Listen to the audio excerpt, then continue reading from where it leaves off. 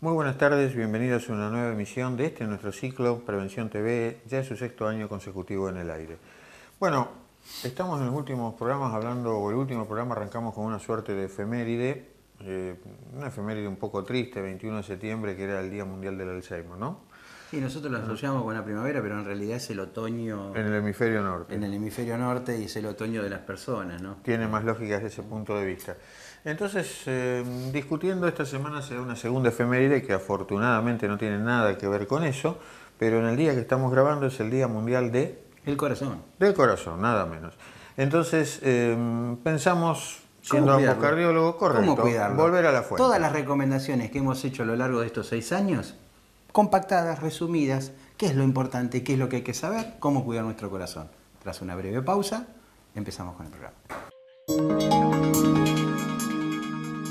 Bueno, qué pregunta que dejaste flotando, ¿cómo lo cuidamos? Parece fácil, ¿no? Sí, uno dice...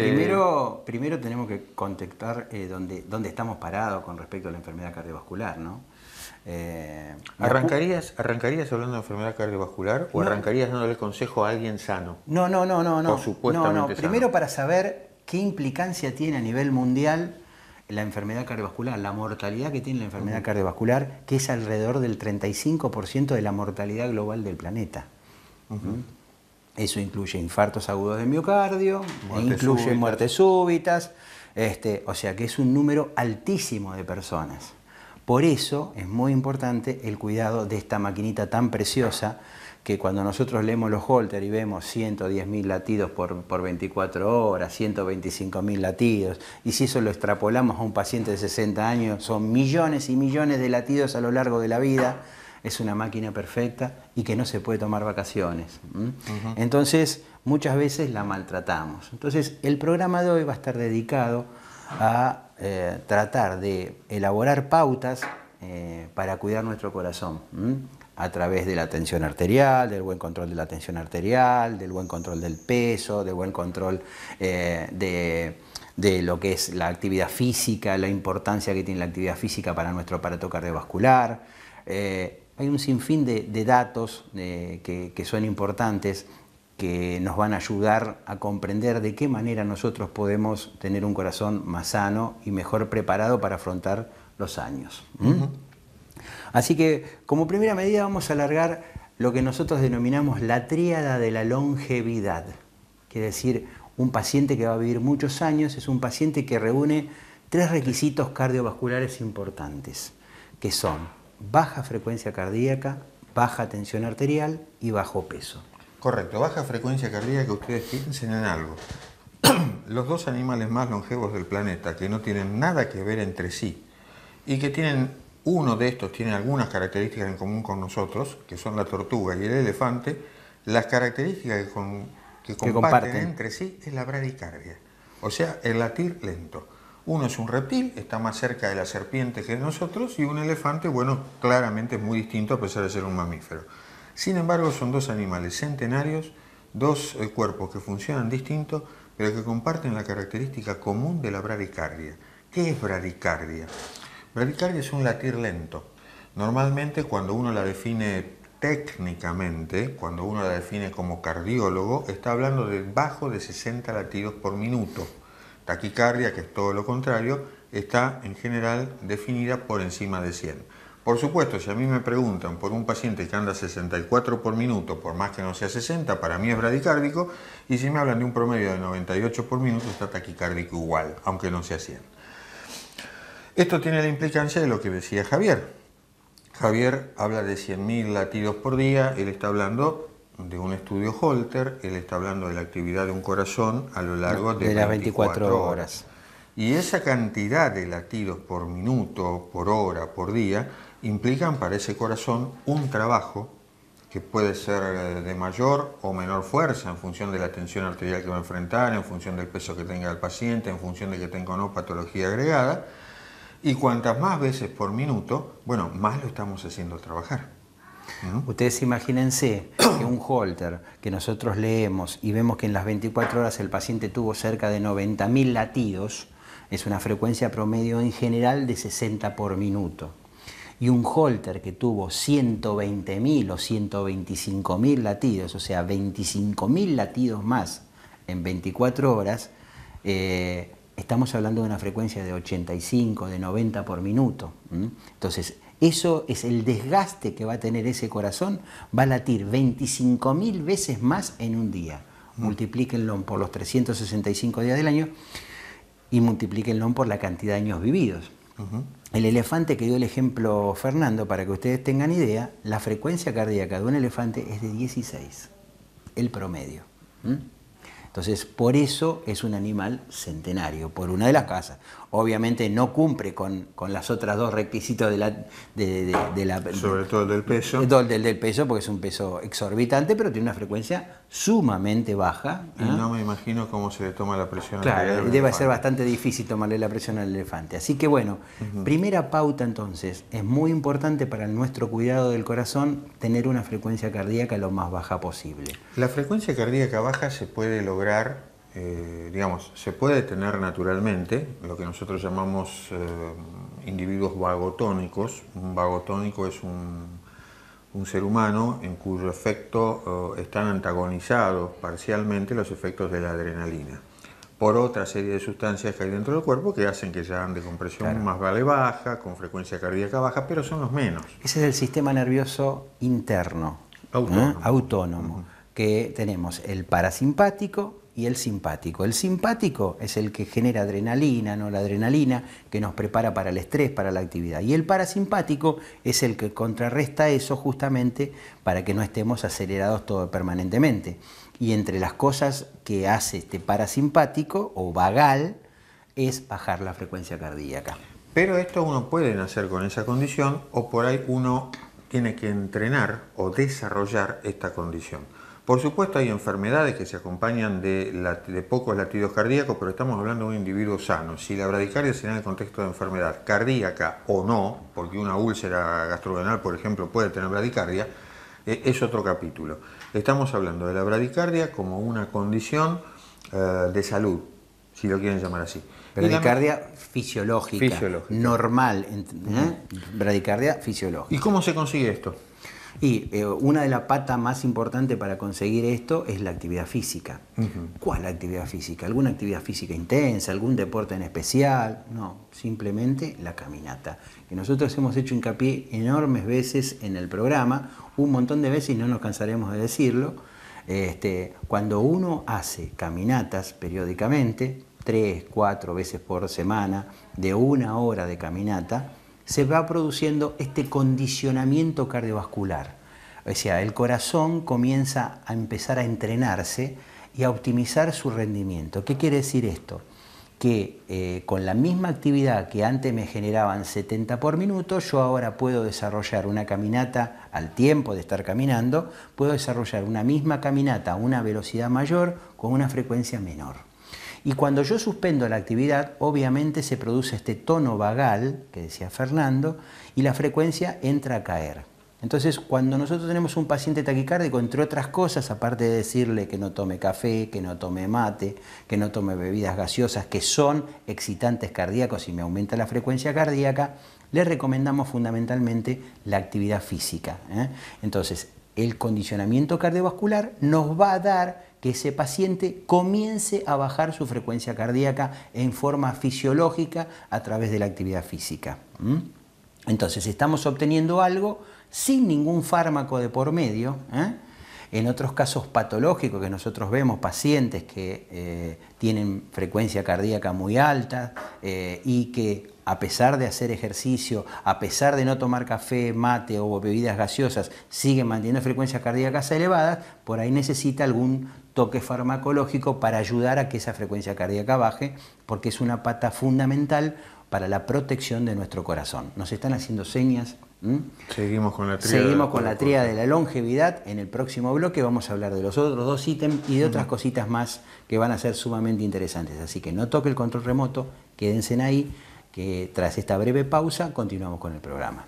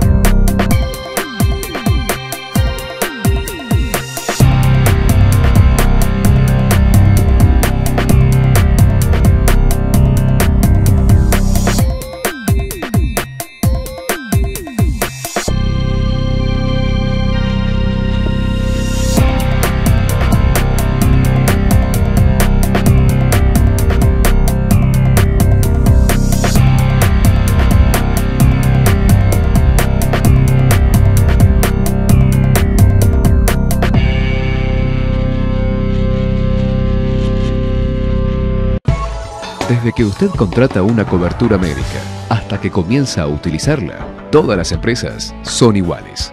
Después, es mejor que sea el Círculo Médico de Quilmes, quien le ofrece a través de Femeva Salud Quilmes y Emedic una real libre elección del profesional en su consultorio particular y beneficiarse con su aporte de ley.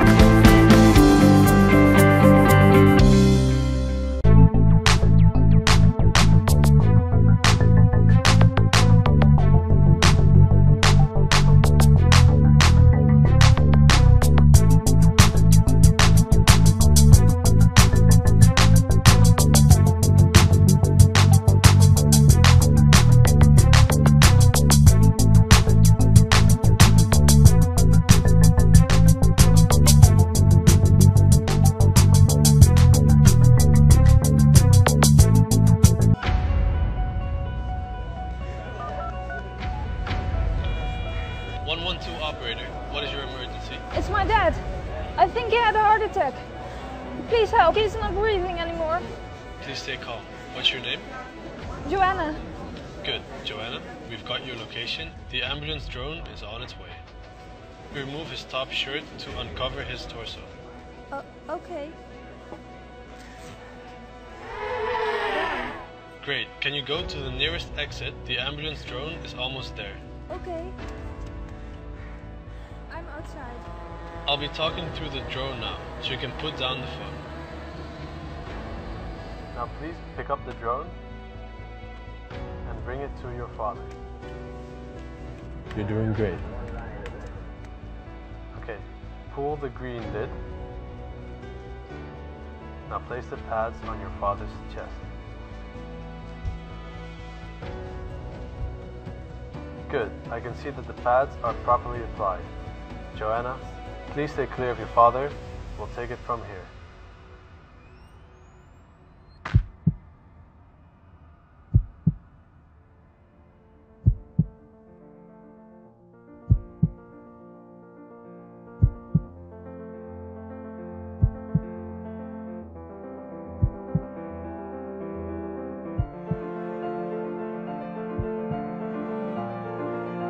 Hi, I'm Alec Momon. I'm a graduate student at the TU Delft working on a project for Living Tomorrow and UZ Gent. Our vision is to improve current emergency infrastructure with a network of drones capable of saving lives. At over 100 km per hour, these drones create an ultra-fast response system capable of increasing this survival chance from 8% to 80%.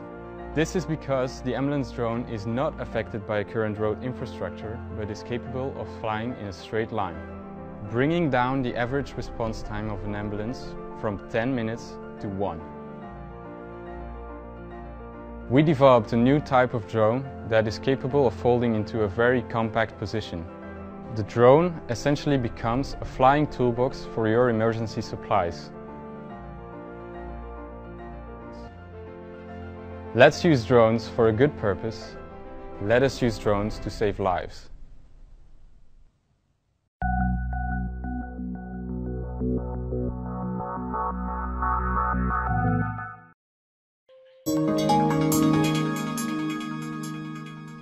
Bueno, volvemos de la pausa y estábamos hablando, para los que nos sintonizan por ahí en este momento, de la tríada de la longevidad. Estamos hablando en el Día Mundial del Corazón, cómo cuidar nuestro corazón. Y habíamos hablado que había tres aspectos muy importantes. Uno era la frecuencia cardíaca, otro era la tensión arterial y otro era el peso corporal del paciente para tener un corazón lo más sano posible. Tengan presente algo antes de que continuemos, y es que hay veces que en la vida de un individuo la taquicardia es un evento beneficioso. Es decir, hay veces que el cuerpo enfrenta situaciones de estrés. Cuando el cuerpo enfrenta una situación de estrés, dentro del cuerpo empieza a fluir adrenalina, y esa adrenalina, que como decía Javier es la que nos prepara para el ataque o para la huida, esa adrenalina hace que se pida del cuerpo un resto, por ejemplo, para pelear con una infección. Entonces, del corazón, eso que se pide es que lata más veces por minuto, para llevar más defensas, en este caso glóbulos blancos, o más oxígeno, en este caso glóbulos rojos, a la zona de conflicto. Es decir, la bradicardia es algo beneficioso como evento cotidiano, pero hay determinados momentos en que la taquicardia es un beneficio.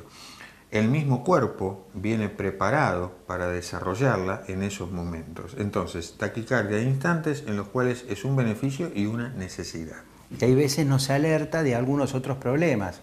Por ejemplo, una taquicardia también permanente puede ser porque el paciente tenga un síndrome anémico. O sea, vemos un paciente pálido con una palidez muy importante y detectamos que tiene una anemia significativa. El corazón va a responder con una taquicardia para tratar de suplir, porque a través de los glóbulos rojos se transporta el oxígeno, entonces ese corazón va a latir más rápido para poder oxigenar el organismo de manera adecuada. El exceso de alcohol también me puede traer, un exceso de alcohol me puede traer una taquicardia importante. Algunas patologías de la tiroides, cuando la tiroides funciona en más, también me repercute sobre la estructura del corazón generándome taquicardias, son taquicardias prestadas del corazón, por problemas de otros órganos. Bueno, vamos a pasar a la otra pata, que es el tema de la hipotensión. O sea, hipotensión o normotensión, ¿no? Hace 2 o 3 semanas salió un artículo en el diario Clarín donde hablaba que había salido un artículo donde defendía el tema de que se reconocía como la presión ideal o la mejor presión que uno podía llegar a tener, aquella que estaba en los valores más bajos que el paciente toleraba. Creo que eso es una cosa que nosotros fuimos diciéndolo a lo largo de estos 6 años durante infinidad de veces, sin tener ningún aval, digamos, de algún estudio como ahora que está realmente claramente comprometido, pero desde el punto de vista fisiológico uno entiende de que si está la frecuencia cardíaca baja y si está la tensión arterial baja, ese corazón consume mucho menos oxígeno y por lo tanto va a tener una vida útil mucho más alta. Esto ocurre, por ejemplo, para dar un ejemplo clásico, es el marcapaso. Nosotros colocamos un marcapaso a un paciente, el marcapaso se programa a 60 por minuto. Si la frecuencia del paciente está por encima de los 60 por minuto, ese marcapaso se queda quietito. Por lo tanto, no está gastando batería. Ahora, si el paciente está permanentemente con frecuencias bajas y el marcapaso está funcionando, en vez de durarnos por ahí 10 años, ese marcapaso dura 7 o 6 porque se le agota la batería. Ese es un ejemplo como para que ustedes entiendan lo que sucede con el corazón. Si nosotros lo protegemos con frecuencias cardíacas bajas y con tensión arterial bajas o muy bajitas y el paciente se siente bien, estamos protegiendo el corazón porque le estamos haciendo gastar menos oxígeno. ¿Qué es lo que quiere decir Javier con esto? Si yo tengo en el brazo 18, cuando el corazón bombea sangre y se encuentra con 18 en el brazo, esta tensión arterial la tiene que vencer. Por lo tanto, dentro del corazón tiene que haber 19 o 20 para ganarle el 18 que tengo en el brazo. No es lo mismo si en el brazo tengo 10. En esta eventualidad, dentro del corazón tiene que haber 11 o 12, por lo tanto no hace fuerza de ningún tipo, no hay gasto de ningún tipo y por lo tanto no lo estoy exigiendo. Desde ese punto de vista, o si lo quieren razonar así, por eso la presión arterial baja es una cosa fantástica. De cualquier manera, una vez más, uno puede nacer constitucionalmente con presión baja. No es un evento para nada infrecuente en las mujeres jóvenes que la presión baja se mantenga durante décadas, pero, más allá del consumo de sal, más allá del sobrepeso, más allá de la genética, la presión arterial también es algo que tiende a subir con la edad y en las mujeres particularmente empieza a subir en general después de la menopausia. Se dice que normalmente para los 75 años de edad, 3 de cada 4 pacientes, o sea el 75%, son hipertensos. De hecho, lo hemos dicho 1000 veces en el programa, en el mundo occidental la única enfermedad con más prevalencia son las caries. Pero bueno, de vuelta a lo mismo, es decir, uno tal vez no pueda pelear con la genética, o por lo menos hoy todavía no estamos capacitados. Tal vez uno ha subvalorado factores de riesgo en el pasado y hoy por hoy es hipertenso o todavía no lo es y tiene interés en que esto no llegue. Si hay una marca genética es difícil que no llegue, pero al menos uno lo puede diferir, al menos uno lo puede estirar en el tiempo y no es lo mismo si uno estira esta situación años a que si la vive hoy. Es decir, estamos ganando años de vida útil. Por otro lado, si nosotros hacemos el tratamiento correcto, por eso hacemos tanto hincapié, y es una cosa sumamente difícil, porque no es un problema de la Argentina, nada más el buen control de la tensión arterial, sino también pasa en Estados Unidos, en México, en Brasil, que de los pacientes tratados solamente el 23 al 25% están en los valores que tienen que estar, o sea, en el 12,8 o un poquito menos que el 12,8. O sea, no solo estamos previniendo la hipótesis de un accidente cerebrovascular, como lo dijimos en los 3 programas anteriores que hicimos en función del ACV, sino lo que estamos protegiendo fundamentalmente es el corazón, o sea, ese trabajo en exceso del corazón. Estamos dándole al corazón una mayor calidad de vida, digamos. Piensen esto, cuando un paciente hipertenso ingresa al consultorio de un cardiólogo, normalmente se viene a hacer un chequeo cardiológico, uno de los estudios es la ecografía del corazón. Y uno dice, ¿y qué tiene que ver esto con la presión? Bueno, tiene que ver que esto que hablábamos hace un rato, si acá tengo 18 y acá tiene que haber 20 para poder vencer al 18, el corazón tiene que cambiar para poder pelear con la presión alta. Claro. y uno en la ecografía cardíaca nota los cambios, que como todo en la naturaleza de entrada puede ser una ayuda, pero que corriendo el tiempo esa ayuda se transforma por sí sola en una enfermedad adicional. Es decir, lo que empezó siendo una enfermedad de hipertensión arterial en las arterias termina siendo una enfermedad asociada en el corazón, algo que nosotros conocemos como hipertrofia ventricular. Si uno tuviera que dar un consejo acá, lo primero que uno tiene que plantearse es, bueno, papá y mamá son hipertensos, ¿qué puedo hacer yo? No quiero llegar a hipertenso. Lo primero es limitar el consumo de sal, y si fuera por mí les digo directamente, ni cocinen ni agreguen sal a posteriori. Eso solo ya es una ayuda terrible. El segundo punto... sin comer sin sal no implica que el paciente no coma rico. No. Porque le puede poner cualquier tipo de especies que quiera para darle sabor a la comida. O sea que comer sin sal no implica comer sosa. Es la única limitación. Pero después está lo otro. Es decir, Javier habló de entrenar una frecuencia cardíaca de la misma manera que por ahí lo hace un deportista. Exactamente lo mismo ocurre con la presión arterial, ¿o no? Sí, por supuesto. La presión, cuando nosotros estamos haciendo la actividad física, va a crecer porque el corazón es una bomba y tiene que generar la cantidad de oxígeno necesaria en la musculatura que estamos desarrollando la actividad para que ese paciente la pueda hacer. Pero una vez que interrumpimos la actividad física, y si eso lo hacemos en forma regular, 3 o 4 veces como decíamos, la presión de partir, por ejemplo, de 12,8, después de 15 minutos de haber hecho la actividad física, se va a 11, 7,5. Quiere decir que si eso nosotros lo hacemos 3, 4 veces por semana, es como si estuviéramos tomando una medicación y la presión se va acomodando hacia abajo y obteniendo ese corazón un mayor rendimiento. El corazón de un deportista se caracteriza por una respuesta en frecuencia rápida y una acomodación de la frecuencia. Baja rápidamente esa frecuencia a valores basales rápidamente, al minuto, a los 2 minutos. Ese es un corazón entrenado. Nos faltaba una pata, porque ya nos están haciendo señas para irnos, que es el tema del peso. Es una razón muy lógica. Cuando yo más superficie corporal tengo, más bombeo a ese corazón, va a tener que transportar hacia más lugares, más oxígeno, por lo tanto el desgaste del corazón va a ser mayor.